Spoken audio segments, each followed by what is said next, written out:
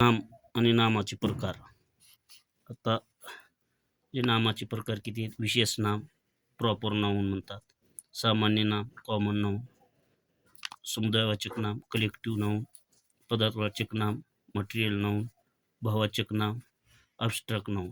आता विशेष नाम, प्रॉपर नाउन, एखाद्या विशिष्ट व्यक्तीच्या, ठिकाणाच्या, प्राण्याच्या, देशाच्या, नदीच्या, पर्वताच्या किंवा वस्तूच्या नावांना विशेष नाम असे म्हणले जाते. उदाहरणार्थ मुंबई, इंडिया, जपान,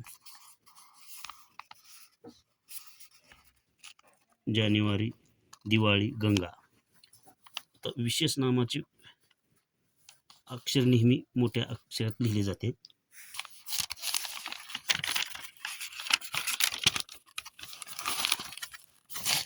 त्याच्यानंतर सामान्य नाम, कॉमन नाउन. तर इंग्रजी भाषा आपण शिकत असताना इंग्रजी भाषेमध्ये नाम जे शब्दाच्या जाती 8 आहेत ते पहिलं आहे नाउन. नाउन म्हणजे नाम. आता सामान्य नाम,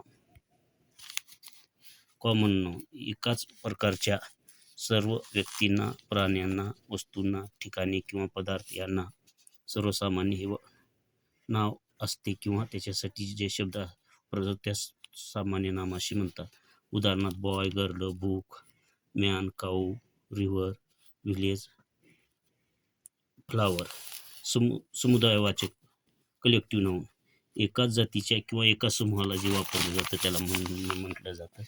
कॅटल, पीपल इत्यादी. पदार्थवाचक नाम, मटेरियल नाम, ज्या मूळ पदार्थापासून किंवा वस्तूपासून एखादी वस्तू, पदार्थ बनविला जातो, जसं water, gold, oil, wood, air इत्यादी.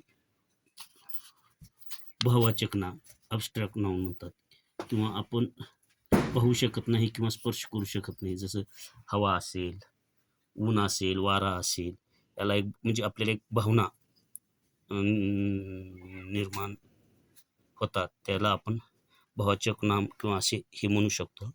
हे खूप परीक्षेला विचारलं जातं आणि अतिशय महत्त्वाचा भाग आहे. आणि इंग्रजीशिवाय सर्व विषयात मार्क चांगली पडतात. इंग्रजीचा पाया हे फॉरेन लँग्वेज आहे. English is a not mother tongue but English is a foreign language. Marathi and Hindi is a mother tongue, म्हणजे आपली मातृभाषा. इंग्रजी हे परकीय भाषा आहे, त्याच्यामुळं हे पाठ झाल्याशिवाय. तर कॉमन नाउन, अब्स्ट्रॅक्ट नाउनचे प्रकार आहेत. तर त्याच्यामध्ये गुणवाचक, पदार्थ, स्थितीदर्शक आपण हे केलेलं आहे.